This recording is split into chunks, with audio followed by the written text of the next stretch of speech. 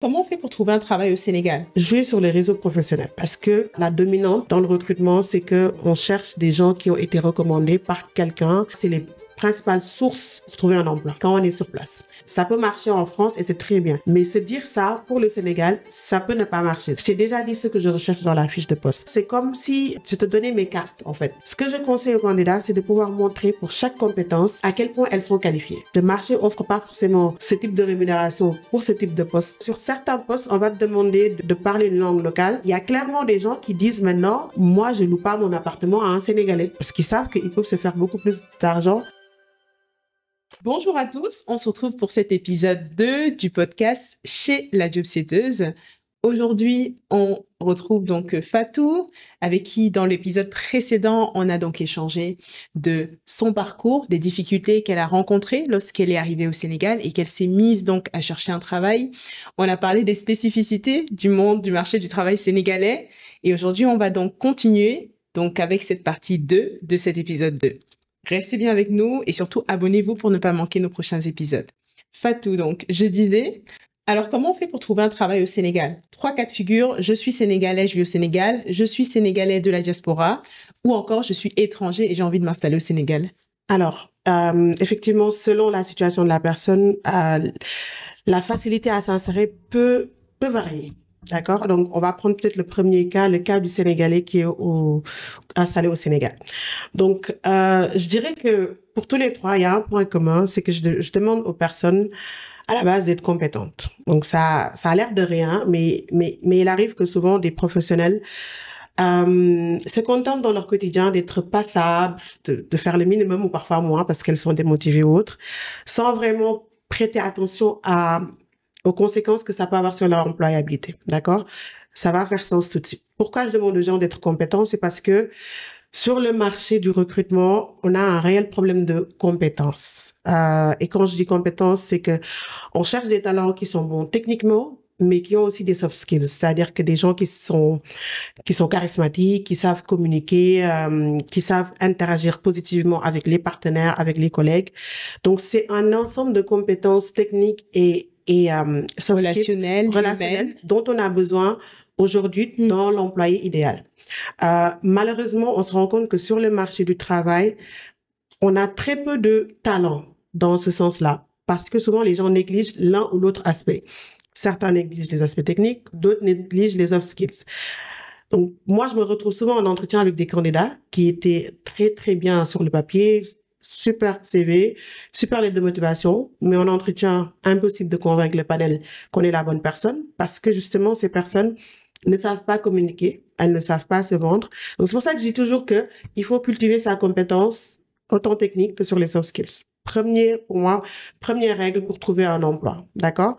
Ensuite, quand on est au Sénégal, je pense que c'est un peu plus facile parce que, normalement, on doit pouvoir avoir cette facilité d'accès aux offres d'emploi. Quelqu'un qui est en France, qui est en Amérique, etc., peut se demander où est-ce qu'on trouve les offres d'emploi. Donc, déjà, je pense que si on sait où rechercher l'information, donc, à savoir d'abord sur Internet, ça peut être plus simple. Donc, ça marche vraiment en Afrique, les candidatures sur les sites des entreprises? Alors déjà, moi, je vais parler pour le Sénégal, je connais pas toute l'Afrique, mais par contre, oui, ça marche.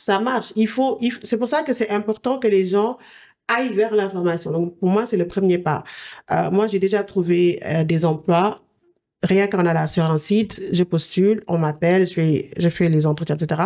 Je connais personne dans la boîte, personne m'a envoyé l'offre, mais ça découle d'une recherche personnelle. Ok, je vais t'interrompre encore une fois. Quels sont les sites aujourd'hui phares pour trouver un travail, les sites de référence? Alors, je dirais que c'est Opportunité au Sénégal. Je vais faire ma propre pub. Non, mais sérieusement, c'est que en fait, aujourd'hui, nous, sur Opportunité au Sénégal, on fait une curation de contenu quotidienne. Okay. On est sur 20 offres d'emploi chaque jour et on essaie d'être assez représentatif. Quand je dis représentatif, c'est que tu vas trouver autant des offres du public que du privé et tu vas autant trouver des postes de direction que des postes d'assistant, que des stages. Donc, on essaie vraiment de mettre tout ce qu'on a dans ça. Donc, je pense que déjà, c'est une bonne ressource. Donc, on a beaucoup de sources de curation. On fait beaucoup de curation et on met au quotidien beaucoup d'offres. Après, une autre bonne source, moi, que je conseille pour trouver un emploi, c'est LinkedIn. Le moteur de recherche d'emploi de LinkedIn, je le trouve hyper performant, avec plein de filtres qui permettent de vraiment mettre ces critères. Et ce que j'aime bien, c'est qu'il y a aussi une sorte de filtrage automatique lié à la pertinence du profil, c'est-à-dire qu'ils vont en priorité vous montrer les offres d'emploi qui correspondent à votre profil. Ok. Donc, par exemple, moi, si je pars sur LinkedIn, même si je tape comptable, il va mettre des offres d'emploi liées à la gestion de projet. Parce qu'il va beaucoup se baser sur ce qui est sur mon profil plutôt que sur des choses qui vont pas être pertinentes par rapport où j'ai pas beaucoup de chances d'être retenu. Donc voilà, peut-être pour les principales sources. Il faut trouver l'information et je pense qu'il faut aller vers les sites qui sont référencés pour ça. Donc je recommande encore une fois Opportunité au Sénégal. Au-delà de ça, il faut jouer sur les réseaux professionnels. Parce que aujourd'hui, moi, depuis quelques années, je remarque un shift qui est que la dominante, on va dire ça comme ça, dans le recrutement, c'est que on cherche des gens qui ont été recommandés par quelqu'un qui les a déjà côtoyés, qui les a déjà testés, avec qui ils ont déjà travaillé. Pourquoi? Parce qu'il y a eu beaucoup de catastrophes dans le recrutement, pas qu'au Sénégal, mais au Sénégal particulièrement, les gens, ils ont des problèmes de ressources humaines. Vous demandez à la plupart des entrepreneurs sénégalais, ils se tirent les cheveux chaque jour à cause des ressources humaines qui souvent ne sont pas engagées, ne sont pas parfois compétentes, etc. Donc, on a un vrai problème de ressources humaines, un vrai problème également de management, parce que aussi les managers ne sont pas formés. Mais ça, c'est un autre sujet. Du coup, les gens, pour être un peu sécure, ils préfèrent, voilà, même quand ils postent les offres en ligne, ils préfèrent demander autour d'eux. Et on revient encore à la compétence. C'est pour ça que je dis aux gens, soyez compétents. Parce que si vous êtes compétents, bah, vos anciens collègues, ils vont vous recommander, vos anciens managers, etc. Si on leur demande, bah, est-ce que tu connais quelqu'un qui a ce profil? Parce que, par exemple, toi, si on te demandait de recommander quelqu'un, par exemple, un comptable pour une entreprise X, même si tu as travaillé avec des comptables dans le passé, bah, si tes anciens collègues ils avaient des problèmes de comportement ou des problèmes de performance, bah, tu vas pas les recommander. Bien sûr. Donc, pour moi, c'est la principale monnaie, en fait, la compétence pour garantir l'employabilité. Donc, quand on est au Sénégal, faites votre recherche en ligne et cultivez un réseau solide. Et un réseau, on le cultive de différentes manières. C'est les anciens du lycée, c'est les anciens de l'université, c'est les gens qu'on rencontre dans le milieu professionnel. Donc, c'est pour ça également que c'est important de pas rester trop cloîtré dans son bureau, dans son petit cercle, voilà, lorsqu'on travaille, mais d'aller à des conférences, des rencontres, des panels, des ateliers, etc., et d'essayer de se constituer un réseau. Et aussi, il y a également le réseautage virtuel qui est là, qui est disponible aujourd'hui. Surtout grâce à LinkedIn, il y a de plus en plus de Sénégalais qui vont sur LinkedIn. Donc, pour moi, c'est les principales sources, on va dire, pour trouver un emploi quand on est sur place. D'accord, très bien. Donc, avant qu'on continue dans le troisième cas de figure, j'aimerais te poser une question qui m'a été énormément posée récemment. C'est comment on trouve donc ces événements? Comment on arrive justement à être informé des événements de networking qui peuvent exister, que ce soit en ligne ou alors en présentiel, pour pouvoir justement y participer?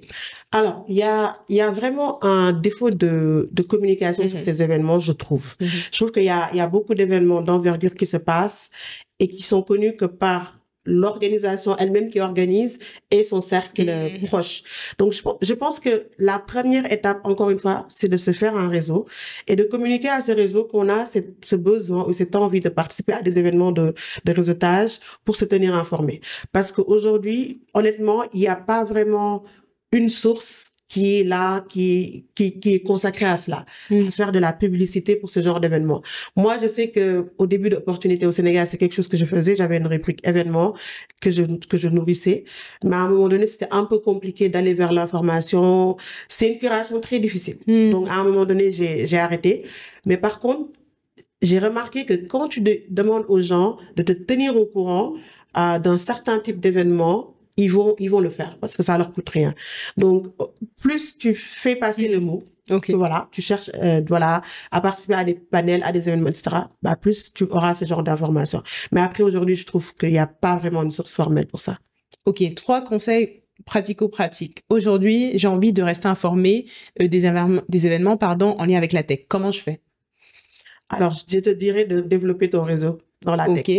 Il y a que ça à faire. D'accord. Développe ton réseau. En faisant quoi? Premièrement, essaie de répertorier toutes les entreprises tech, voilà, qui bougent, qui sont au Sénégal.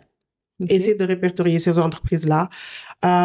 Essaie au niveau de chaque entreprise de te faire des contacts. Donc, tu peux te faire des contacts, comme je t'ai dit, via LinkedIn, si tu es à distance ou si tu peux pas te déplacer, ou voilà, par le biais de quelqu'un qui connaît quelqu'un. Donc, essaie de connaître les gens dans la tech et tu fais part de cet intérêt que tu as de participer à des événements tech. D'accord? Et là, honnêtement, tu vas recevoir les informations. C'est quelque chose qui marche. L'autre chose qui pourrait marcher, mais qui demande plus de temps, plus d'efforts, c'est de se positionner comme un expert de la tech. Parce que, en fait, il se trouve que quand tu es remarqué dans un domaine, parce que tu crées du contenu dessus, voilà, parce que les gens te remarquent, tu reçois beaucoup d'invitations qui sont pas forcément sollicitées. C'est-à-dire que les gens pensent à toi pour te communiquer certaines informations. Et dernière chose, je trouve que aussi c'est important d'avoir un grand réseau sur LinkedIn. Beaucoup de gens se contentent d'avoir une centaine de personnes dans le réseau, mais plus tu as un gros réseau de gens dans la tech, plus tu vas avoir au niveau de leurs publications sur ton fil d'actualité des actualités liées à ce genre d'événements. Excellent, excellent, très clair. Et donc on continue. Pour celui qui justement est à distance, il peut donc se référer donc au site d'entreprise. Tu disais notamment LinkedIn également, qui est une bonne source pour trouver des opportunités. Mais pour celui qui ne connaît pas le marché du travail sénégalais, comment il fait? Alors, si la personne ne connaît pas du tout le marché du travail sénégalais, effectivement, c'est un peu plus compliqué. Et il y a deux options. Donc, soit il y a l'option de venir sur place pour essayer de mieux connaître le marché, essayer de se faire un réseau. Il y a également l'option d'essayer de trouver à distance. D'accord? C'est deux options tout à fait correctes, chacune avec ses avantages et ses inconvénients. Venir sur place, moi, je trouve que c'est très bien, c'est le mieux, parce que ça te permet de connaître non seulement les réalités du marché sénégalais, ça te permet de te faire des contacts, d'échanger de vive voix, de rencontrer des personnes, de poser des questions, d'avoir des conversations approfondies par rapport au marché, comment ça se passe, etc. Mais ça te permet aussi d'avoir déjà un petit aperçu de la vie au Sénégal. Parce que c'est bien de voir le Sénégal, voilà, en images, voilà, en vidéo, etc. Mais si tu connais pas le Sénégal, si tu es venu que brièvement ou ce genre de choses-là, ce serait bien quand même de venir explorer, se faire une idée plus précise de l'énergie des gens, des codes sociaux, du coût de la vie, etc. Je pense que c'est hyper important. Et là, je voudrais m'arrêter sur un sujet qui est le sujet de l'intégration justement de ces personnes qui sont pas sur place. Il y a un vrai problème souvent d'intégration ou d'adaptation des personnes hors du Sénégal lorsqu'elles viennent et qu'elles trouvent un emploi ici. Pourquoi? Parce que, disons par exemple que tu viens de France et que tu trouves un emploi à Dakar. Voilà, Dakar a des plages, des restos, etc. Tout semble, voilà, être assez beau sur le papier. Mais par contre, il y a des différences culturelles qui sont là. Il y a des différences dans les fonctionnements, même dans le milieu professionnel qui sont là, auxquelles je trouve que beaucoup de personnes qui reviennent au Sénégal ou qui viennent s'installer au Sénégal ne sont pas préparées. D'accord? Moi, j'ai vu beaucoup de personnes quitter la France, par exemple, revenir au Sénégal ou venir au Sénégal et pas du tout s'adapter à leur job. Et sur différents plans. Moi, le premier plan où je trouve que les gens ont du mal, c'est qu'ils ont du mal à travailler même dans un autre contexte. C'est-à-dire, ils connaissent pas les codes qui fonctionnent au Sénégal. Que ce soit dans la coordination, par exemple, je te donne un exemple. Peut-être que quand tu coordonnes un événement en France, tu fais un appel, après tu fais un mail, tu boucles le truc 1 mois avant, 2 mois avant, tu cales les choses et le jour J, peut-être tu t'attends à ce que tout se passe bien. Oui. Si tu coordonnes un événement au Sénégal, bah, il faudra faire un peu plus d'efforts que ça. Parce que tu vas appeler, tu vas faire un mail, mais il faudra relancer. Parce que, tout simplement, c'est comme ça que ça marche. C'est-à-dire que, il faut une certaine communication plus poussée. Il y a une manière de parler aux gens pour créer du lien personnel, pour qu'ils s'approprient de ce qu'il y a. Il faut aussi que tu aies des contacts à la base pour pouvoir faire certaines choses. Dans certains domaines, par exemple, comme la communication, imagine, tu n'as aucun contact dans la presse, par exemple, tu n'as aucun contact dans des partenaires, chez des partenaires clés de la com. Tu peux te sentir perdu à un moment donné. Donc, moi, je trouve que c'est souvent le problème que les gens ont. Ils ont du mal à à retranscrire ou retransposer les codes qui marchaient là-bas et avoir le même succès. Donc, déjà, ils ont un gap d'adaptation dans la performance, dans la délivrance des choses. Et l'autre chose, c'est que souvent, les gens ont du mal à s'adapter aux façons de faire ou de fonctionner des Sénégalais. C'est-à-dire que tu vas avoir des gens qui viennent au Sénégal, qui ont des collègues sénégalais, mais qui ne comprennent pas pourquoi les gens fonctionnent comme ça. Par exemple, pourquoi les gens viennent pas à l'heure. Dans certaines organisations, tu vas avoir quelqu'un qui râle parce que voilà, les gens viennent pas à l'heure, ou parce que les gens viennent prendre leur petit déjeuner au bureau, ce genre de choses. C'est des choses qui sont là, qui sont des réalités qui peuvent s'expliquer de différentes manières. Il y a des gens qui comprennent pas d'autres réalités culturelles.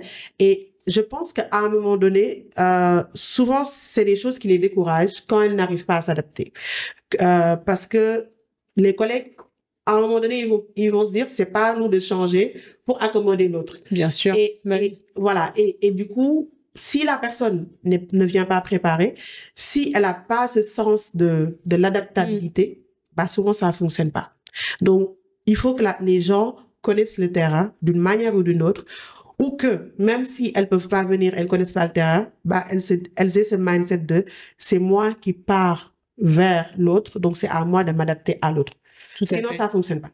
C'est hyper important ce que tu dis, parce que c'est vrai que, enfin, c'est valable partout, hein. On parle du cas du Sénégal, mais c'est valable en France. Il y a énormément de gens qui ont des difficultés également dans le monde du travail, qui comprennent pas. Mais en fait, il faut réellement comprendre les codes sociaux pour réussir à s'intégrer dans une entreprise, parce que le travail seul ne suffit pas. Vous avez beau être hyper performant, si vous n'assimilez pas les codes et vous arrivez à rentrer dans le moule, ça peut être extrêmement compliqué. Et au-delà de la difficulté à s'intégrer, ça peut révéler aussi de la difficulté, ne serait-ce même qu'à collaborer avec ses collègues. Et peut-être les collègues vont boycotter votre travail, etc. Donc, ça peut aller vraiment hyper loin. Et donc, être capable dans le milieu professionnel de manière globale de comprendre les codes sociaux et de pouvoir aussi s'en imprégner et les appliquer, c'est hyper important. Donc, merci pour ce point-là. Et donc, très bien. Donc, première difficulté qu'ils rencontrent, mais qui est surmontable, clairement. Très surmontable. Et aussi, peut-être, petit conseil, c'est que quand vous venez au Sénégal, essayez d'apprendre le Wolof. Au moins, avoir des notions. Parce qu'en fait... Mais la langue, c'est le français. La langue officielle, oui, mais la langue la plus parlée, c'est le Wolof. C'est-à-dire qu'il faut que les gens comprennent aussi que le français, c'est plutôt les personnes qui sont allées à l'école qui parlent français, les personnes qui ont un certain niveau d'études, etc. Pour le reste, certains se débrouillent, d'autres ne comprennent pas du tout le français. Donc, les gens vont être dans la rue parce qu'ils voient que le Sénégal est un pays francophone. Ils vont se venir et ils vont espérer que les gens parlent français. Ça va pas le faire. Mais les collègues parlent français. Oui, les collègues parlent français. Mais du coup... Par contre, ça dépend. Ils peuvent te parler français à toi, mais entre eux, ils vont se parler Wolof s'ils veulent. Mais c'est hyper exclusif. Enfin, pardon. Ça exclut les autres. C'est pour ça qu'il faut apprendre la langue à minima. Parce qu'en fait, encore une fois, pour moi, le mindset, c'est pas d'aller vers l'autre et de lui dire change pour que je m'adapte à toi. Tu comprends? Parce que aujourd'hui, le Sénégalais et le Wolof, c'est une histoire d'amour qui est tout à fait naturelle parce que à la base, c'est une de nos langues locales, mais c'est quand même la plus parlée. C'est l'une des langues qui nous permet, nous au Sénégal, de pas vraiment faire attention à l'ethnie des gens parce qu'il y a différentes langues locales, mais les différentes ethnies arrivent à se retrouver autour de cette langue-là qui nous permet de communiquer, voilà, de créer du lien. C'est vraiment le sens de ça. Donc, tu vas voir que les Sénégalais switchent rapidement vers le Wolof. D'accord? Donc, il n'y a pas ce dictat que on est en entreprise, on va parler français. D'accord? Donc, si la personne vient travailler au Sénégal, est-ce qu'elle se dit que les gens doivent parler français parce qu'on est dans l'entreprise? Pas forcément. D'accord? Si on est dans une réunion, oui, les gens vont parler français, mais entre collègues, au déjeuner, etc., les gens vont parler wolof. Donc, je me dis qu'à minima, il faut apprendre quelques bases du français, sachant que les Sénégalais, quand même, c'est des gens hyper accueillants et très accommodants. J'ai remarqué que le Sénégalais, si tu lui parles une autre langue, voilà, que le wolof, il va essayer de te répondre dans cette langue-là. Par exemple, tu vas parler anglais à un Sénégalais, il comprend pas bien anglais, mais il va te parler en anglais là, broken English, il va essayer de t'accommoder. On est comme ça. C'est pas comme par exemple un Français qui va dire, ah, mais parlez français, pourquoi parler cette langue-là? Non, non, non. Le Sénégalais, il est très accommodant, mais dans le respect de ses limites. D'accord? Donc, si vous parlez pas wolof, que vous voulez aller au marché, par exemple, que, voilà, vous voulez prendre le taxi, etc., ça peut être compliqué. D'accord? Toujours dans le cadre de la recherche d'emploi. Tu penses que c'est quelque chose qui peut peser dans la balance? Ça dépend du poste. Ok. Parce que sur certains postes, on va te demander de parler une langue locale. Par exemple, dans le milieu du développement où je suis, on va par exemple te demander de parler une langue locale si tu vas être affecté dans une zone où c'est les langues locales qui dominent ou une langue locale qui domine. Il y a des zones où il n'y a pas beaucoup on pratique pas vraiment le français. Parfois, on pratique même pas trop le wolof. Donc, on va dire, tu vas voir sur certaines offres, pratique du wolof exigé ou pratique du polar exigé, etc., selon la zone. Mais c'est pas forcément un élément tout de suite bloquant. D'accord, ok. Très clair. Maintenant, on a parlé du coup de la barrière de la langue. Ça, c'est les barrières. Après, une fois que, voilà, si tu as déjà le bon mindset, tu comprends que je viens dans un autre pays et que ça va être différent et que tu es prêt à t'adapter, là, je peux te donner des conseils pour venir trouver un emploi ici. Okay. Mais pour moi, c'était le préalable quand même. Okay. Donc, trouver un emploi à distance, c'est un peu plus compliqué. Pourquoi? Parce que il y a déjà le fait que tu es à l'extérieur. Donc, une fois que tu as trouvé les infos, quand tu postules, le recruteur, il peut voir que tu n'es pas au Sénégal et il peut avoir pas une appréhension, on va dire. J'ai appelé ça appréhension à te contacter pour le poste parce qu'ils vont se dire, OK, c'est quoi le projet? Est-ce que c'est une personne, qui va se réinstaller? Si elle se réinstalle, est-ce que c'est moi qui dois prendre en charge les frais de réinstallation parce que ça coûte cher quand même? C'est des gens qui vont se dire parfois, et si je la prends et que ça marche pas, est-ce que je peux prendre ce poids? Est-ce que je peux prendre cette responsabilité de la faire quitter sa vie pour au bout de la période d'essai lui dire bah ça va pas. C'est très lourd pour un employeur. Donc c'est des recrutements où l'employeur a besoin d'être rassuré. D'accord? Okay. Donc moi je pense que déjà quand on est dans Est-ce que le salaire c'est aussi un frein ou pas? En se disant, OK, elle vit à Paris, elle est payée 3 000 euros. Ici au Sénégal, je suis prêt à lui donner l'équivalent, aller de 2 000 euros. Donc, est-ce que c'est quelque chose qui freine aussi les recruteurs? Il y a ce préjugé-là, mais il y a aussi le fait que les candidats qui sont installés en Europe vont souvent te dire dans leur prétention salariale, bah moi, je gagne X 1000 euros, qui va souvent correspondre à une grosse somme au Sénégal. Et qui n'est souvent pas, peut-être parfois pas nécessaire de payer à la personne. C'est-à-dire que la personne, imagine que tu gagnes 5 000 euros en France. Tu vas chercher un emploi au Sénégal et dans ta tête, tu vas dire, je cherche un emploi, mais je veux pas moins de 5 000 euros. Toi, c'est ça ton mindset. Parce qu'on a ce mindset qui est que chaque fois qu'on change de boulot, on doit avoir un plus niveau rémunération. Bien sûr. Ce qui est tout à fait normal. C'est-à-dire que ça peut marcher en France et c'est très bien. Mais se dire ça pour le Sénégal, ça peut ne pas marcher. C'est-à-dire que si tu te dis qu'il faut que j'ai minimum 6 000 euros, bah, le marché offre pas forcément ce type de rémunération pour ce type de poste que tu vises. Donc, ça va ralentir ton intégration. Donc, d'avoir une prétention salariale trop élevée. D'accord. Mais du coup, moi, j'ai envie de te dire, du coup, parce que moi, j'ai une unpopular opinion. Et tous ces expats-là à qui on donne des 10K par an quand ils sont en Afrique, qu'est-ce qu'on dit à ces personnes? Pourquoi est-ce que quelqu'un qui a étudié dans les mêmes écoles, qui veut rentrer dans son pays, devrait accepter d'être payé 2 000 euros, alors que quelqu'un d'autre, expatrié, qui aura eu le même parcours, simplement parce qu'il aura eu le statut d'expat, devrait avoir 10 000 euros? Alors, pour moi, c'est deux cas de figure différents. Parce que D'abord, l'expat là à qui on paie 10 000 euros, c'est que à la base, il travaillait pour une organisation européenne, je dis européenne ou américaine ou je sais pas, ou indienne, ce que tu veux, et que c'est l'organisation qui a décidé de prendre cette même personne et de l'amener, de la faire venir au Sénégal, par exemple, d'accord? Donc, c'est normal que non seulement la personne garde les mêmes avantages qu'elle avait en France, mais que aussi elle soit compensée parce que cette personne, on l'a fait changer son mode de vie, on bouscule sa vie familiale. Donc, je peux comprendre que cette personne ait le même traitement ou un traitement meilleur que si elle était restée dans son pays d'origine. Ça, je peux comprendre. C'est pas pareil qu'une personne qui fait une démarche individuelle de chercher des entreprises au Sénégal qui n'ont rien demandé à personne, qui n'ont pas dit à quelqu'un change de vie, change de boulot, et de vouloir lui imposer que parce que moi j'ai la même nationalité que l'autre qui travaille à l'agence X, il faut que j'ai le même traitement. Pour moi, ça marche pas comme ça. Si tu veux t'intégrer au niveau des organisations locales, bah il faut accepter les conditions des organisations locales. Mais après, si le salaire c'est un sujet pour toi par exemple qui veut t'insérer, sois smart dans le ciblage. C'est-à-dire que, dis-toi déjà que si tu cibles des PME ou des petites associations, tu vas pas gagner beaucoup d'argent. Si tu veux gagner beaucoup d'argent, cible des multinationales dans le privé, cible des agences de l'État. Il y a certaines agences de l'État qui paient très bien.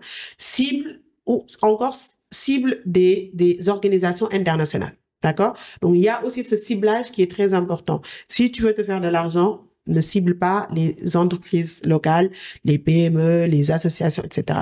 Donc, il y a aussi ce choix à faire de cibler ceux qui ont beaucoup de ressources. Ok, très bien. Et donc, pour revenir donc à l'aspect candidature, etc., donc, il faut rassurer au niveau de ces candidatures, comme tu disais. Oui, j'ai pas encore expliqué comment on fait, c'est vrai. Alors, pour rassurer, il y a deux choses. Moi, j'aurais mis dans mes documents de candidature clairement que j'ai un projet de réinstallation ou d'installation au Sénégal. D'accord. C'est-à-dire que autant dans la lettre de motivation que dans le CV, par exemple, dans le CV, j'aurais mis, par exemple, 2 adresses. J'aurais mis une adresse en France et une adresse au Sénégal. Très smart. Le recruteur va se poser des questions. Ah, ok, il est où là? Pareil pour le numéro de téléphone. Voilà. Si tu as 2, oui, mais après, si tu n'as pas 2, numéro de téléphone, mais par exemple, au moins, mets 2 adresses. Tu mets une adresse en France, une adresse au Sénégal, par exemple, et dans ta lettre de motivation, explique que tu as un projet d'installation au Sénégal et que voilà, ce qui pourrait expliquer un peu dans la tête du recruteur pourquoi cette personne postule chez moi et qui va la rassurer sur le fait que je la prenne ou que je la prenne pas. C'est pas vraiment ma responsabilité, elle est quand même venir. Pour moi, ça, c'est déjà quelque chose qui rassure le recruteur de faire le pas, de venir vers toi. Après, concrètement, dans la recherche, c'est à peu près la même chose que pour quelqu'un qui est déjà sur place. Il faut postuler à des offres, donc faire de la recherche sur Internet, trouver les offres d'emploi au niveau du Sénégal et postuler. Ça, c'est la première chose. Et deuxième chose, il faut aussi compter sur les réseaux. Si t'as pas de réseau, ça peut aller moins vite. D'accord? C'est hyper important de pouvoir contacter des gens qui sont déjà sur place, qui travaillent dans des entreprises qui t'intéressent et leur faire part de ton projet et demander s'ils peuvent te porter du conseil, ou t'apporter ou te communiquer des informations liées à des opportunités. Très, très important. Donc, c'est important de parler aux bonnes personnes.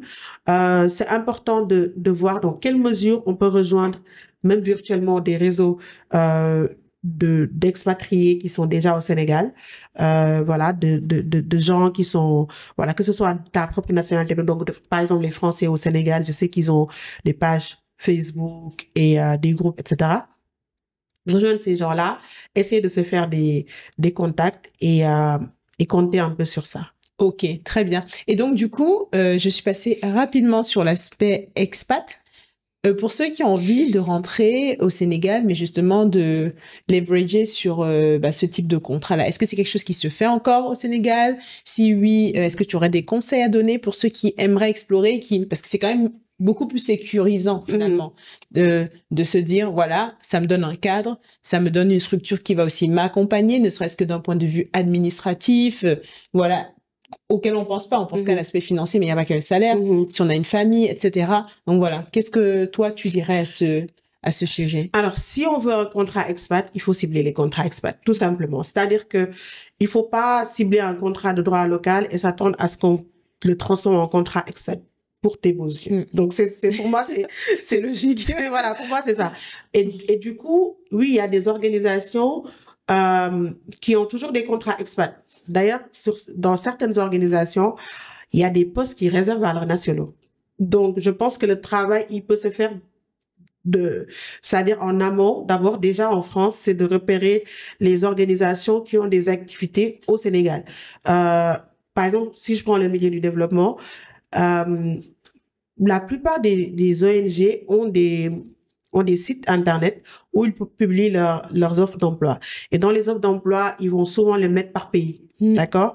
Et quand tu vas par pays, tu vois le pays ou les pays qui t'intéressent.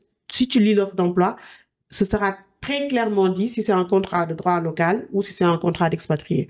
Donc, le repérage peut se faire déjà à partir des sites ou en tout cas à travers un échange avec les organisations à partir de la France. Sinon, il y a toujours moyen de faire des recherches au niveau du Sénégal. Mais par contre, il faut pas attendre d'être sur place, de prendre un contrat local et d'essayer d'en faire un contrat expatrié. Il y a des contrats expatriés, ça se fait toujours. Il y a toujours des gens qui sont expatriés. Mais je pense que ça se travaille en amont. Ça se travaille en amont, pas en aval. Faut pas venir ici et chercher un contrat d'expatrié parce que ça, je pense que ça va marcher surtout pour les chanceux. D'accord, ok. Donc on retient qu'effectivement c'est quelque chose qui se prépare, qui est quand même un peu plus exigeant quand même à décrocher. C'est ça, et c'est quelque chose qui est plus difficile à décrocher. Déjà parce que certaines organisations le font de moins en moins parce que ça coûte cher et que au niveau local il y a quand même des talents qui peuvent faire la même chose et voilà, quand on peut faire des économies, c'est toujours bien pour une organisation, mais ça existe toujours. Ça existe toujours. Il y a toujours des organisations qui sont basées à l'étranger et qui ont des activités au Sénégal et qui sont toujours prêts à proposer des contrats expats. Ok. Donc, parlons salaire. Quels sont les niveaux de salaire à partir desquels on peut vivre convenablement au Sénégal? Parce que la vie est super chère. Donc, moi, je veux rentrer au Sénégal, je veux m'installer ici. En tout cas, je veux venir sans être jamais venue. À quel niveau de salaire je peux prétendre? Après, on peut faire par échelon entre 0 à 5 ans d'expérience, entre 5 à 10 ans et voilà. Alors, tu me poses une colle parce qu'il n'y a pas un niveau de salaire global au Sénégal. D'accord? Pourquoi je te dis ça? C'est que ça marche pas comme en France. On a un SMIC, mais j'ai honte de dire c'est quoi notre SMIC. En tout cas, ça tourne autour de 70 000 francs CFA. Je sais pas, ça fait combien d'euros? 70 000? Oui. C'est 100 euros. C'est à peu près 110. Voilà. Donc, c'est pas la référence. On va dire ça comme ça. Mais par contre, il faut comprendre que il y a plusieurs facteurs qui jouent sur le salaire, encore une fois. Le facteur, oui, c'est ton niveau d'expérience, premier facteur. Ton métier, deuxième facteur. Il y a des métiers qui payent plus que d'autres, on est d'accord, où il y a plus d'opportunités que d'autres. Et surtout, le type d'entreprise qui fait l'offre, d'accord? Encore une fois, plus l'entreprise a de ressources, plus les salaires sont élevés. Moins elle a de ressources, moins les salaires sont élevés. Maintenant, du coup, tu vas trouver des gens... je vais prendre un seul job. Je vais prendre, par exemple, un job j'aime bien les comptables, je vais dire comptable. On va prendre un comptable. Un comptable au Sénégal, il pourrait, au même niveau d'expérience, genre, disons, un comptable qui a 5 ans d'expérience, il pourrait autant gagner 150 000 francs par mois que gagner 1 million par mois, selon où il est. Ok. Donc, ça dépend pas vraiment de ton profil, juste de ton profil. Ça dépend également de là où tu travailles. D'accord? Et ça marche comme ça sur chaque chose. Ici au Sénégal, il y a des PME, qui, par exemple, font prendre des gens qui ont le master, qui ont des années d'expérience, voilà. Assez significatif, 2, 3, 4 ans d'expérience et qui vont leur proposer des contrats assez précaires. Tu vois, il y a des gens qui sont en stage alors qu'ils ont un master, ça fait 2 ans qu'ils sont dans la boîte. Il y a des gens qui sont à des contrats de prestat mais voilà, qui gagnent pas grand-chose, etc. Ça dépend vraiment de la stabilité financière et des moyens, des ressources de l'entreprise. Maintenant, combien il faut au Sénégal pour bien vivre? Honnêtement, je peux pas répondre à cette question. Parce que, oui, effectivement, la vie est hyper chère ici, mais je vois des gens qui gagnent 50 000 francs par franc, ou 50 000 francs par mois, qui vivent ici. Ils vivent ou ils survivent? Sûrement, ils survivent, honnêtement. Mais c'est pour te dire que il n'y a pas un niveau de salaire. C'est-à-dire que tant que les gens adaptent leur style de vie à leur salaire, ils peuvent vivre partout. Ok. Tu vois ce que je veux dire? C'est-à-dire qu'une personne même qui chôme vit, même si c'est de la survie. C'est pour te dire qu'il n'y a pas un niveau de salaire. Mais il faut être préparé au fait que au Sénégal, le coût de la vie est cher. Par exemple, à Dakar, en tout cas, parce que aussi on généralise, mais tout n'est pas aussi cher que Dakar. Dakar, c'est hyper cher. Par exemple, Dakar, actuellement, moi, je vois que, par exemple, dans certains quartiers, si tu veux un appartement de 2 chambres, on est dans l'ordre de 350 000 à 500 000 francs CFA. Et je parle c'est pas donné. Ouais. Je parle de 2 chambres, hein. Je parle pas de 3 chambres, etc. Donc, selon que toi, tu vas être seul ou en famille, selon que tu es prêt à habiter dans tel ou tel quartier, selon le mode de vie que tu veux vivre au Sénégal, bah, ton besoin financier va dépendre. Moi, je sais que aussi, faut pas se le cacher, les expatriations aussi ont créé une sorte de gentrification au Sénégal, qui ont fait que, par exemple, tu vas avoir un expat que l'entreprise envoie et il a un budget de 1,5 million par mois pour son logement. Et l'entreprise va dépenser ce 1,5 million par mois. Donc, tu vas avoir des bailleurs qui peut-être, dont à la base, l'appartement coûtait maximum 500 000, qui va louer cet appartement à 1,5 million. Et comme c'est cool, bah, tu vas voir que le gars, il va commencer à faire son prix standard et dire que voilà, moi, je loue aux gens qui ont les moyens de payer ça. Et ça se passe. C'est comme ça dans les restos, c'est comme ça dans les hôtels. Plus on a une masse de la population, même si elle est étrangère, qui a les moyens de payer le prix fort, plus il y a de la spéculation sur des choses où il fallait pas spéculer, mais tu trouveras toujours des gens qui ont les moyens de suivre. Et du coup, c'est les autres, en fait, qui sont à la ramasse. C'est plutôt les Sénégalais, qui ont des salaires très modestes, qui ont des salaires qui n'évoluent pas vraiment, qui sont vraiment dans la difficulté, honnêtement. Donc, c'est pour ça que je dis que l'expatriation, c'est bien, mais dans le pays où tu vas, tu crées quand même un déséquilibre que les locaux vont quand même ressentir. Donc ça aussi, je pense que les organisations, quand elles envoient des étrangers au Sénégal, doivent en prendre conscience. Il y a une certaine part de responsabilité de ces organisations-là à prendre en compte le pouvoir d'achat local, en fait. Parce que plus tu as des gens qui ont un pouvoir d'achat immense, bah, plus tu déséquilibres le marché de partout, en fait. Bon, après, ça reste tellement un faible pourcentage que est-ce que ça impacte vraiment le marché? Ça impacte, ça va impacter une catégorie de personnes. Ça impacte tout le monde. C'est-à-dire que ça impacte tout le monde et ça impacte surtout. Et c'est très simple. C'est-à-dire que si aujourd'hui, tu as une tranche de la population, même si elle n'est pas locale, encore une fois, qui a les moyens à un moment donné de surpayer pour leur loyer, de surpayer pour leur séjour à l'hôtel, de surpayer pour leur transport, de surpayer leur personnel local, bah, ça crée en fait enfin, en tout cas ceux qui vendent, ceux qui monnaient, ça crée un appel d'air et les gens se disent ok, donc je peux prétendre par exemple à ça pour mon loyer, ça veut dire que je peux prétendre à ça pour être chauffeur, je peux prétendre à ça pour être cuisinier, et tout le monde s'aligne vers le haut. Honnêtement, au fil des ans, c'est quelque chose qui s'est beaucoup vu au Sénégal. C'est-à-dire que moi personnellement, quand je vais dans un restaurant ou quand je vais dans un hôtel au Sénégal, je suis très consciente que je suis pas la cible. Il y a plein d'offres qui existent aujourd'hui au Sénégal en matière de tourisme local ou en matière de location. Je sais que je suis pas la cible. La cible, c'est les expatriés. Il y a des business, que ce soit dans l'habillement, que ce soit... Je sais que je suis pas la cible parce que je suis locale.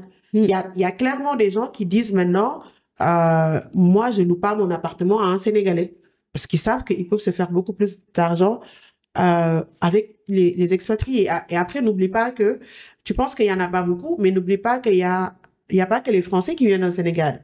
Il y a des Américains expatriés, il y a des Suisses expatriés, il y a beaucoup d'entreprises qui viennent au Sénégal parce qu'aujourd'hui, le Sénégal, c'est un pays hyper attractif pour les organisations. Beaucoup d'organisations qui sont en Afrique de l'Ouest ont leur siège au Sénégal. Pourquoi? Parce qu'on est un pays quand même assez stable politiquement. Donc, les gens viennent ici, les gens s'installent ici et voilà, ils viennent développer parce que quand même, on est un pays qui rapporte. On est un pays qui rapporte. Quand je vois, moi, quand je compare certaines entreprises où j'allais en France, leurs prix et les prix au Sénégal, je pense que c'est des gens qui se font de très gros chiffres d'affaires au Sénégal quand même. Hyper intéressant. Et donc, du coup, justement, tu as parlé du fait que pour certains, ils arrivaient à négocier donc le fait que l'entreprise paye leur loyer 1,5 million. Quels sont les conseils donc que toi, tu donnerais à quelqu'un qui doit négocier voilà, sa rémunération? Il décroche le job au Sénégal. Qu'est-ce qu'il dit pour tirer voilà, le maximum d'avantages, etc. Est-ce que la personne est là ou elle n'est pas là? On est dans quel cas? Les deux cas. S'il y a deux cas de figure, n'hésite pas. Alors, si de toute façon, dans tous les cas, moi, ce que je dis aux gens, c'est qu'il faut toujours négocier son salaire. Que tu sois là ou que tu sois pas là, négocie ton salaire parce qu'il y a des gens, dès qu'on leur propose quelque chose, c'est OK, d'accord, ça marche, etc. Et ils voient pas les choses derrière. Comment bien négocier son salaire? C'est d'abord de bien comprendre sa valeur sur le marché, combien on vaut sur le marché. Et pour ça, il y a des ressources qui sont là, qui sont fiables. Donc, par exemple, moi, j'aime bien un site comme Glassdoor, parce que sur Glassdoor, tu peux mettre un peu ton profil et essayer de voir, selon la localisation, combien les gens gagnent sur ce profil, sur le marché. Donc, ça te donne une idée de ta... Au Sénégal aussi? Oui, au Sénégal. Glassdoor, ils proposent de la data sur le Sénégal. C'est ça, parce qu'en fait, Glassdoor, c'est pas eux qui cherchent la data. Ouais, c'est les usagers qui mettent les data sur Glassdoor. Donc, par exemple, si tu veux ouvrir un profil sur Glassdoor, bah, c'est gratuit. Mais si tu veux avoir accès aux informations, ils te demandent de donner des données, de donner des informations. Donc, par exemple, ils vont te dire, bah, où est-ce que tu travailles, combien on gagne là-bas, c'est quoi ton feedback sur le management, etc. Donc, tu vends des infos contre des infos. D'accord. Voilà, le fait de jouer de ça. Et du coup, moi, je recommande Glassdoor pour avoir une idée de ta valeur sur le marché. Une autre façon d'avoir une idée de ta valeur sur le marché, c'est de voir une personne qui est dans le même secteur, même profil, même type de profil, et de lui demander si elle peut te donner une idée, voilà, de ce que tu vaux sur le marché. Ça, déjà, ça va peser lourd sur la balance de la négociation. Donc, une fois que ça, c'est clair, ça veut dire que dans la phase entretien, prétention salariale, tu vas donner un montant qui est acceptable, qui est respectable. Moi, je dis que si tu as le bon profil et que tu es à l'extérieur, tu peux toujours négocier, par exemple, au-delà de ton salaire, tu peux négocier certains avantages associés. Encore faudrait-il que l'organisation ait les moyens. Mais par exemple, tu peux négocier une prime d'installation. C'est très possible. Il y a beaucoup d'organisations qui le font. Pour les contrats locaux. Pour les contrats locaux. C'est-à-dire que si, par exemple, toi, tu es à Ziguinchor, moi, je suis à Dakar et je veux que tu viennes travailler pour moi, je peux te donner une prime d'installation. Donc ça, c'est quelque chose qui est assez répandu. En tout cas, dans les ONG, c'est très répandu. Donc, de la même manière, si toi, tu viens de l'extérieur et que tu veux t'installer au Sénégal, négocie aussi une prime d'installation.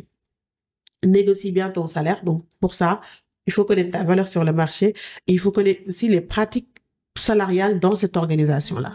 Et ça, rien de tel que d'aller faire une petite recherche sur LinkedIn, de trouver des personnes, idéalement des personnes qui travaillent plus là-bas. Moi, c'est ma tactique parce que je me dis, si je contacte une personne qui travaille encore là-bas et que ensuite elle part dire au RH, il y a un certain voilà, il y a un certain ou une certaine Fatou qui m'a contacté, qui me demande combien on gagne. Ça peut donner une mauvaise image, tu vois. Est-ce que le RH pourrait pas apprécier. Moi, ce que je fais en tout cas, quand je connais les pratiques salariales d'une organisation, je cherche leurs anciens employés et je leur pose des questions. Et tout ça, c'est des choses qui peuvent aider dans la négociation. Excellent. Donc, ça, c'est valable du coup pour les deux cas de figure. Oui, c'est ça. C'est ça. C'est-à-dire que dans le cas où tu reviens, comment tu pourrais réussir ta négociation? Toi qui reviens, tu peux jouer sur les leviers des primes d'installation. Tu peux aussi tu peux voir aussi dans quelle mesure on peut te faciliter peut-être un logement ou te faciliter l'accès à un véhicule, tu vois, parce que tu viens d'arriver. Voilà, il faut qu'on te mette à l'aise. Mais encore une fois, il faut être vraiment bon, il faut être vraiment compétent pour que l'entreprise fasse tous ces sacrifices pour toi. Donc, on revient toujours à la compétence. C'est-à-dire que une personne lambda qui va faire un travail lambda ne mérite pas ce sacrifice. Mais si tu as un excellent profil, si t'es bien, bah là, c'est là où tu pèses lourd dans la balance de la négociation. Faudra qu'on aborde justement le sujet des entretiens pour montrer qu'on est un profil qui pèse lourd. Mais avant d'en arriver là, moi, je veux savoir, tu as parlé du fait que les salaires en entreprise pouvaient dépendre du type d'entreprise. Donc, quels sont les types d'entreprises ou même les entreprises, si tu veux citer des noms, qui payent bien au Sénégal? Ok, j'hésiterai aucun nom. Mais je te dirais, moi, mon critère, il est simple. D'accord? C'est principalement les multinationales dans le privé. C'est principalement les multinationales, les entreprises qui sont solides, qui sont bien cotées, qui vont bien payer. D'accord? Par contre, ça dépend du type de poste. Parce que je ne veux pas citer de nom, surtout pour dire quelque chose qui n'est pas négatif, mais il y a par exemple des chaînes d'hypermarchés ou de supermarchés qui sont étrangers. Mais par exemple, si tu es caissier là-bas ou quelque chose comme ça, tu vas pas forcément bien gagner ta vie. Peut-être que si tu as un poste de direction, ça peut aller. Mais là, moi, je dirais que le premier critère, c'est de cibler les multinationales dans le privé. Et si c'est dans le public, moi, je trouve que les agences de l'État, vraiment, depuis quelques années, elles s'alignent bien. Ils proposent de plus en plus des contrats CDD ou CDI pour des personnes qui vont pas forcément avoir le statut de fonctionnaire. Mais de plus en plus, l'État s'est tourné, en tout cas, dans tout ce qui est recrutement de personnes dans le privé. On a beaucoup débauché de personnes dans le privé, dans les agences de l'État. Et ces personnes sont quand même assez bien payées, je trouve, dans les différentes agences de l'État. Oui, sur quel niveau de salaire? Moi, j'aime bien des chiffres concrets. Honnêtement, ça dépend toujours. Ça dépend, bien sûr, mais on est sur quoi? Entre 500 000 et 2 millions ou on est entre 100 000 et 300 000? Voilà, c'est une bonne tranche. 500 000. Entre 1 million et 5. moi, je dirais que c'est une bonne tranche. On est entre 500 000 et 3 millions. Et 3 millions. C'est une grosse tranche. Hein. C'est une très grande tranche. Mais je ne vais pas te faire moins que ça, mais effectivement, oui. On peut trouver dans une agence de l'État des gens qui gagnent à minima 1 million par mois, parfois 2, parfois 3, parfois 4, sans parfois avoir 5. 30 ans d'expérience. Sans avoir 30 ans d'expérience. Ouais, honnêtement, ils gagnent bien. Après, c'est au niveau des ONG que tu peux trouver de bons salaires ou chez les bailleurs internationaux. Donc, les bailleurs, c'est les agences qui financent des projets. On peut aussi être bien payé et avoir un bon statut si on travaille aussi dans une ambassade. Donc, ça aussi, c'est des pistes à voir. Par exemple, tu es française, tu essaies de travailler au niveau de l'ambassade de France, qui va souvent même formuler ses salaires en euros, tu vois. Donc, tu vas souvent être dans les mêmes conditions que si tu travaillais en France. D'ailleurs, petit tip pour ceux qui veulent s'installer en Afrique et qui visent des pays qui ne sont pas dans la zone franc CFA, étant donné que ce n'est pas arrimé à l'euro, vous pouvez très vite perdre en salaire pour peu que vous soyez dans un pays où il y a une devise qui est différente, qui fluctue beaucoup, comme le Nigeria, etc. Donc, essayez toujours de négocier un salaire qui soit arrimé, qui soit en dollars ou en euros. C'est une bonne stratégie parce que sinon, du jour au lendemain, vous pouvez perdre un tiers, un quart, voire même parfois la moitié de vos salaires, tout simplement parce qu'il y a une évolution du taux de change. C'est un super conseil, surtout si la personne prévoit de retourner dans son pays. D'accord? Parce que peut-être que si tu t'installes dans ce pays-là définitivement, bah, écoute, il y a moins d'enjeux, mais oui, effectivement, c'est un très bon point. Tout à fait. Très bien. Et donc, pour justement décrocher ces jobs-là super bien payés, etc., quels sont les conseils, donc 3-4 conseils que tu donnerais qui permettent de convaincre en entretien, de montrer qu'on est compétent et surtout qu'on a des compétences aussi relationnelles, humaines, qui nous font sortir du lot? OK. Première chose, ce qui va te paraître très banal, c'est qu'un entretien, il faut le préparer à l'avance. OK. Je le dis parce que moi, je reçois beaucoup de candidats en entretien. Je sais qu'ils sont venus dans l'idée d'improviser. C'est-à-dire qu'ils se sont dit que c'est un entretien, c'est juste des questions, je pourrais y répondre. Et ça se sent très vite quand tu as en face de toi quelqu'un qui est venu improviser. Donc, vraiment, mon premier conseil, préparez vos entretiens. Ça, c'est mon premier conseil. Comment convaincre qu'on ait ce type de profil-là? Bah, tout simplement, en étant en mesure de montrer ses compétences alignées avec le poste, d'accord? Et ça, c'est simple. Dans la fiche de poste, la fiche de poste, c'est comme si, voilà, je te donnais mes cartes, en fait. Je t'ai déjà dit ce que je recherche dans la fiche de poste. Donc, il faut préparer l'entretien en conséquence, d'accord? Ce que je conseille aux candidats, c'est de pouvoir montrer pour chaque compétence à quel point elles sont qualifiées. Elles vont montrer leur qualification de différentes manières. D'abord, en ayant eu une expérience pertinente, d'accord? Par exemple, si moi, j'ai mis dans ma fiche de poste que je cherche quelqu'un qui a de la gestion de partenariat, quand tu vas répondre à ma question, faire en sorte de faire ressortir ton expérience pertinente en gestion de partenariat. Si dans un poste X ou Y, tu as fait de la gestion de partenariat, fais attention de bien en parler durant l'entretien quand cette question sera évoquée. Donc déjà, on montre sa qualification à travers son expérience, mais surtout, on montre sa qualification à travers des résultats concrets, des réalisations concrètes, c'est-à-dire, par exemple, si je dis que je suis qualifiée en gestion de partenariat, je vais pas me contenter de dire que j'ai fait de la gestion de partenariat pendant 2 ans en tant que gestionnaire de programme AX, mais c'est de dire que en tant que gestionnaire de programme AX, j'ai réussi à élargir notre réseau de partenaires en cooptant par exemple X, Y, Z, donc citer des partenaires importants, ce qui nous a permis et donner le résultat que ça a donné, ce qui nous a permis peut-être d'augmenter le chiffre d'affaires, d'atteindre tel objectif, de signer un accord voilà, qui a facilité la vie à l'entreprise. Donc ça, c'est très important parce que je trouve que beaucoup de candidats en entretien, ils restent très superficiels. Ils parlent de leur mission, sans de leur parler mission. de leurs résultats. Pas de résultats, pas de réalisation. Et je trouve aussi que une autre manière de montrer qu'on est compétent, c'est cette capacité en entretien de répondre à des questions situationnelles. Donc, il y a 2 types de questions situationnelles. Il y a des questions où on te demande d'évoquer une situation passée, donc une situation que tu as vécue. Ou parfois, il y a des questions situationnelles où on te donne une situation fictive et on te demande comment est-ce que tu réagirais. Donc ça, il faut être très smart par rapport à ça, d'accord? Les gens viennent, ils sont pas préparés, mais c'est simple.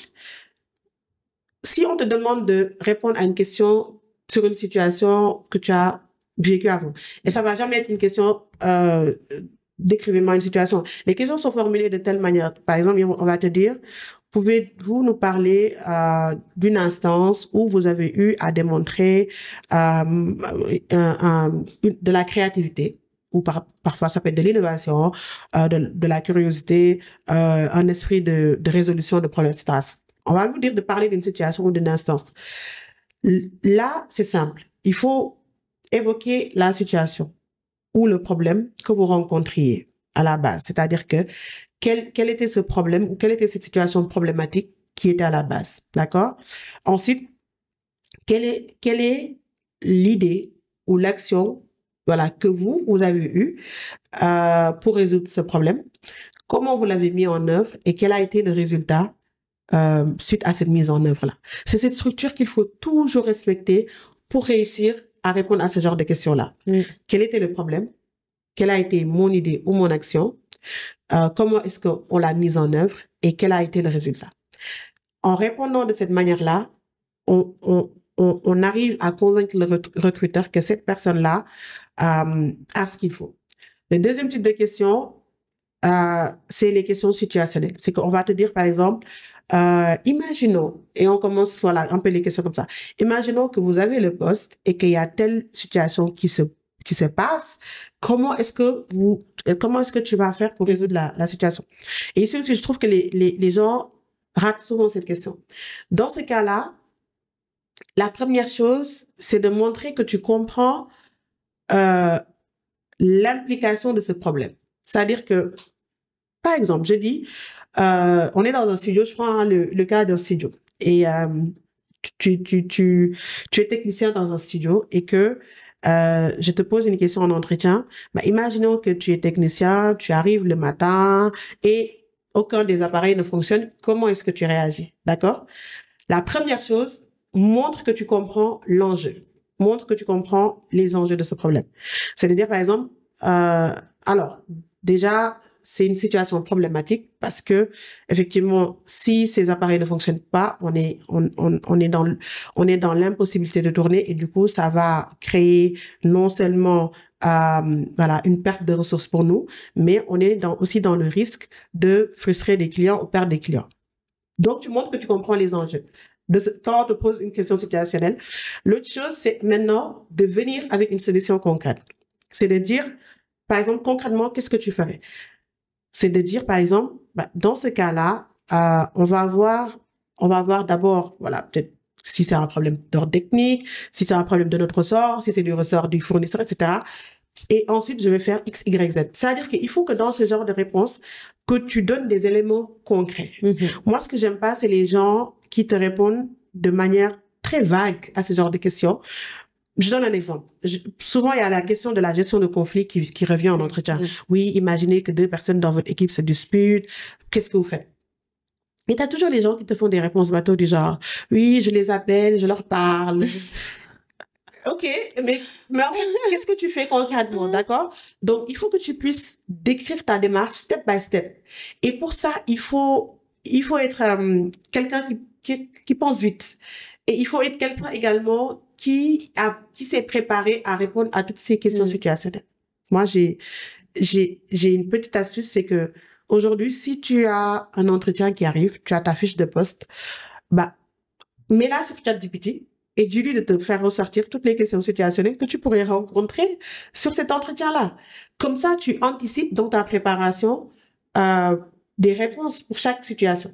C'est-à-dire qu'on te dit, voilà, qu'est-ce que tu ferais sur tel cas? Tu réfléchis déjà à une réponse qui est cohérente. Tu l'améliores jusqu'à ce qu'elle te convienne. Et le jour J, tu vas la sortir quand même assez facilement. Ce que tu dis est très vrai, parce qu'en fait, les gens ont tendance à ne pas faire le lien entre les questions qu'on leur pose dans l'entretien et la fiche de poste. En fait, ils pensent que les questions sortent de nulle part. Et le parfait exemple, ce sont ceux qui disent, oui, mais la question de vos qualités et vos défauts, elle sert à rien. C'est une question bullshit que les recruteurs aiment bien poser juste pour nous enquiquiner. Mais en fait, ils n'ont rien compris. Ils n'ont pas compris qu'en fait, déjà, quand tu réponds, il faut que tu donnes des éléments qui vont être en lien avec le poste. Parce que, ou en tout cas, ne pas donner des éléments qui vont te desservir, parce que si ça vient en contradiction avec les exigences du poste, ben, tu te mets complètement des gros bâtons dans les roues.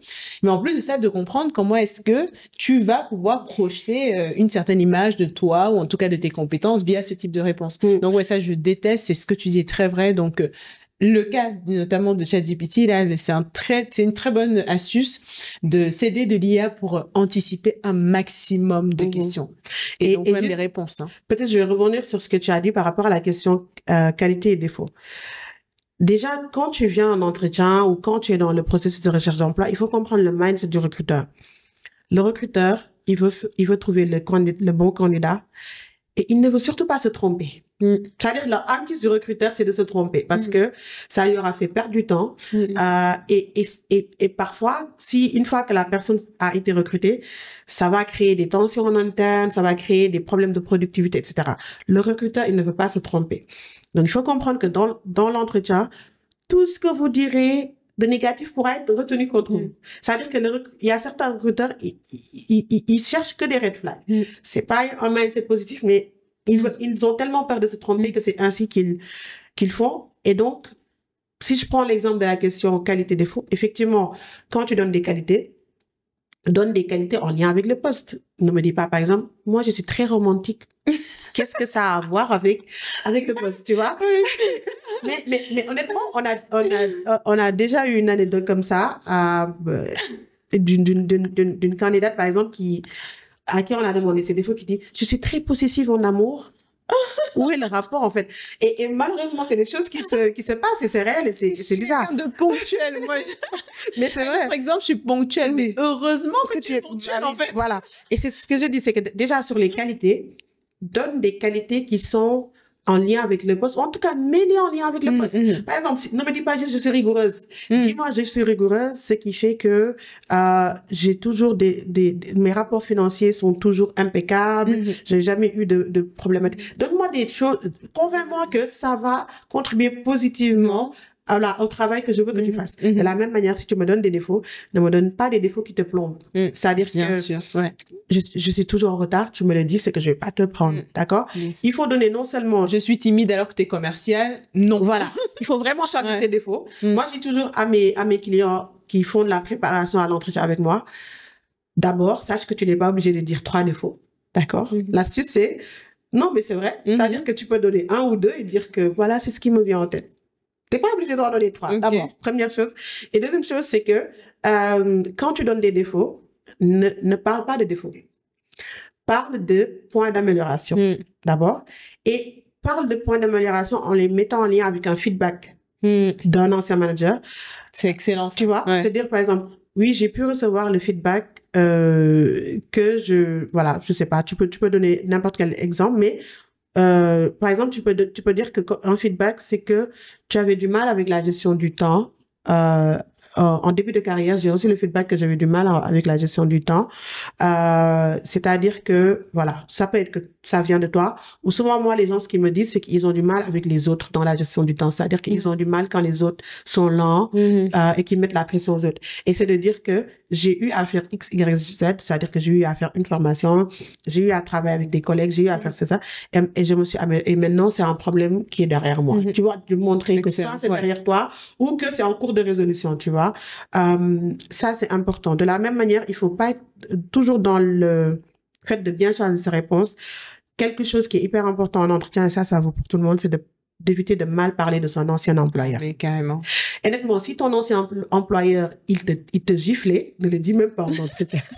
C'est à ce point. Ça veut dire que tu n'as jamais raison de mal parler de ton ancien employeur parce que ça passe toujours mal. Et la question où on essaie de te piéger par rapport à ton ancien employeur, c'est toujours la question, mais pourquoi vous voulez quitter votre poste actuel? Ou quand on te demande, pourquoi vous avez quitté votre ancien poste? Ça, c'est la question piège où il faut être hyper vigilant. Si on te demande pourquoi tu as quitté ou pourquoi tu veux quitter, donne une réponse bateau que voilà. Et c'est la réponse que tout le monde donne. De toute façon, les recruteurs, ils ont l'habitude. C'est de dire que voilà, déjà, tu fais l'éloge un peu de ton organisation ou de ton entreprise. C'est une expérience dans laquelle je me suis beaucoup épanouie, j'ai beaucoup appris, j'ai contribué à faire ceci, cela. Il me semble cependant que aujourd'hui, dans ma carrière, j'ai besoin d'aller vers de nouveaux challenges, etc. D'autres personnes pourront dire que pour des raisons familiales, elles veulent se rapprocher de leur famille. Il y a plein de raisons qui sont assez acceptables que tu peux dire sans mal parler de ton employeur. Excellent. Mais ce sont d'excellents conseils que tu as donnés là. J'espère que vous avez pris note parce que c'est très, très important lorsqu'on va en entretien d'être bien préparé, comme tu l'as dit. On en vient au sujet de départ. Être bien préparé et de savoir quoi dire qui va pas plomber vos entretiens parce que parfois, il suffit d'un mot pour donner une toute autre couleur à l'entretien. Tout comme c'est aussi possible de rattraper. Vous pouvez vous planter en entretien, mais il faut du coup rester à l'écoute aussi des réactions, du langage corporel de la personne en face de vous pour voir si ce que vous dites le convainc ou au contraire le convainc, parce qu'il y a des gens qui viennent préparer et ils déroulent parce qu'ils se sont dit ok, voici ce que je dois faire, etc. C'est bien encore une fois de préparer, mais le problème c'est que vous perdez aussi votre authenticité, votre naturel et c'est ça et puis ça vous dessert. Et on a toujours l'opportunité de relancer le recruteur sur un sujet si on n'est pas satisfait de sa première intervention. D'accord? Donc, par exemple, je reprends un autre exemple, c'est que, par exemple, moi, je te demande tes compétences, en reporting. Je te donne une question, mais à la fin, je suis pas très satisfaite. On passe à autre chose. Maintenant, on va parler peut-être, des capacités en coordination. Je te fais ma réponse et tu crées un lien, tu dis, c'est ma strat. Tu vois? Et d'ailleurs, c'est quelque chose que j'utilise, qui est un atout pour moi dans les reporting. Et je reviens sur les reporting, je complète ma réponse et voilà, il y a des stratégies comme ça pour revenir dans le jeu. Excellent. Si vous avez d'ailleurs besoin d'être coaché pour chercher un job au Sénégal, vous savez vers qui vous tournez. Très, très, très bien. Et donc, très bien. Donc, mais en tout cas, merci beaucoup. On approche de la fin. Donc, j'ai une dernière question pour toi.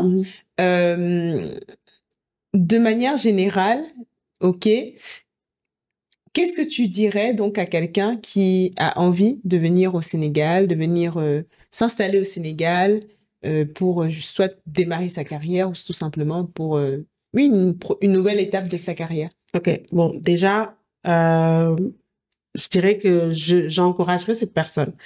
Parce que oui, j'ai parlé des différences culturelles, j'ai parlé des différences de niveau de salaire, etc. Mais après, le Sénégal, c'est un bon pays où vivre, hein. Très, très, très honnêtement. On a une belle richesse culturelle au Sénégal. On a quand même une société où, en tout cas, des personnes qui valorisent beaucoup l'esprit de solidarité. On parle de teranga sénégalaise.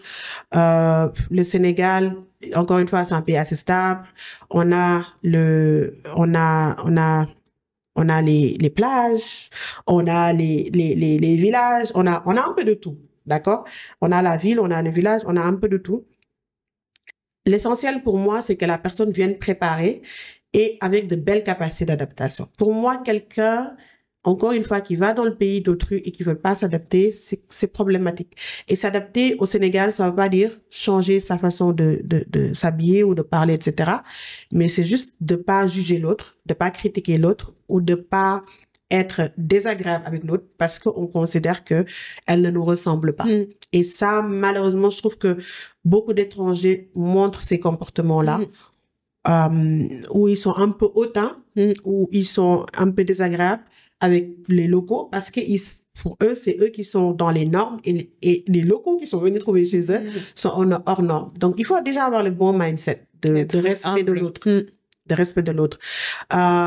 Et au-delà de cela, au Sénégal, il faut comprendre qu'il y a une disparité dans toutes choses et ça vaut pour les emplois, ça vaut pour les salaires, ça vaut pour les pratiques. Donc, quand vous venez au Sénégal, faire un bon ciblage, ne pas prendre la première opportunité venue, mais s'assurer de bien comprendre les dynamiques au niveau du secteur qu'on vise, s'assurer de bien cibler les bonnes entreprises qui ont une bonne réputation, qui ont de bonnes pratiques salariales, qui ont de bonnes pratiques managériales, et s'assurer de contacter les bonnes personnes, même quand on n'est pas sur place, se créer un réseau, des personnes dans le domaine, des personnes, voilà, qui gravitent autour du domaine, ou en tout cas qui pourront vous accompagner dans votre démarche. Donc, pour moi, c'est vraiment les principaux conseils que je pourrais donner à quelqu'un qui a ce souhait de venir s'installer au Sénégal. Excellent. Et, du coup, quelles sont tes ambitions, toi, là, à court, moyen, long terme? Tu peux me faire une réponse synthétique, hein. T'as pas besoin d'aller peut-être en détail. Mais voilà, via opportunité au Sénégal, qu'est-ce que tu envisages là prochainement? Alors, moi, mon ambition, de manière générale, depuis toujours, c'est d'aider les gens à avoir un certain bien-être. D'accord? Parce que moi, j'accompagne les gens sur le plan professionnel parce que je pense que c'est un facteur d'épanouissement. C'est-à-dire que c'est juste que je vois que c'est une porte d'épanouissement d'avoir un travail dans lequel on est bien, d'avoir un travail qui est bien payé, qui offre de bonnes conditions. Après tout, on passe 10 heures de nos journées au travail. Il faudrait que le travail soit bien. C'est le travail qui fait les factures, qui fait les charges. Donc, c'est pour ça que moi, je me suis mise un peu dans ce créneau-là, le bien-être. Et ce bien-être, pour moi, ça va rester mon moteur, ça va rester le moteur de opportunités au Sénégal. On va toujours continuer à accompagner les personnes qui souhaitent non seulement décrocher un emploi qui leur correspond, mais aussi les personnes qui souhaitent s'améliorer, les personnes qui souhaitent renforcer leurs compétences, les personnes qui visent l'excellence. Parce que pour moi, encore une fois, c'est la compétence la clé de l'employabilité. tu as beau être professionnel depuis 10 ans, si tu n'es pas bon, tu vas stagner, tu vas te frustrer, alors que peut-être que si tu avais travaillé sur tes lacunes, voilà, c'est les tremplins. Donc là, actuellement, le projet, c'est d'aller plus là dans l'offre vers de la formation, vers du coaching des personnes pour renforcer leurs compétences dans des domaines assez variés, que ce soit des compétences techniques comme des compétences de soft skills, parce que plus je recrute, plus je me rends compte que les professionnels ont beaucoup de lacunes et qu'il faut les appuyer pour qu'elles puissent répondre à certaines de leurs aspirations. Et ouais, peut-être sur le long terme, moi, mon souhait, c'est vraiment que Opportunité au Sénégal devienne une structure de référence pour tout ce qui tourne autour de la carrière, tout ce qui tourne autour de l'insertion professionnelle, entrepreneuriale. Voilà, il y a déjà le site qui est là et je pense que là, la plateforme, elle commence à être connue. Donc, on l'a lancée l'année dernière. On est déjà à plus de 100 000 visiteurs réguliers. Et voilà, je me dis que je me dis que voilà, si on continue les efforts, la communication et tout ce qui va avec, et surtout la qualité, si on garde cette qualité dans le travail, il n'y a pas de raison que ça ne soit pas la plateforme numéro 1 de carrière au Sénégal et peut-être même en Afrique. C'est tout ce qu'on te souhaite. Merci. En tout cas, excellent. Et puis, où est-ce qu'on peut donc te retrouver? Toutes les informations seront bien sûr, mises en légende. Mais dis-nous, toi, oralement, là, où peut-on te retrouver? Comment est-ce qu'on peut entrer en contact avec toi? Ok. Alors, déjà, moi, je suis facile à trouver sur LinkedIn. Si vous tapez Fatou Banjour, il n'y a que moi qui apparaît. Ok. Voilà. Donc, je suis sur LinkedIn et j'accepte toutes les demandes de connexion. Donc, sur LinkedIn, c'est facile de me contacter. Ok. Sinon, il y a le numéro WhatsApp de Opportunité au Sénégal. Donc, plus 221 76 76 86 305. Donc, aussi très joignable sur WhatsApp. Et on a notre site web qui est disponible sur www.opportunitéausénégal.sn. Donc voilà, je vous conseille aussi d'y aller chaque jour pour faire votre recherche. Encore une fois, on poste une vingtaine d'offres d'emploi par jour. Donc, excellent. Voilà. Excellent. Merci beaucoup, Fatou. C'était un plaisir. Merci. Et puis, on se dit à demain pour une prochaine vidéo. J'en profite également pour dire abonnez-vous pour ceux qui ne l'ont toujours pas fait.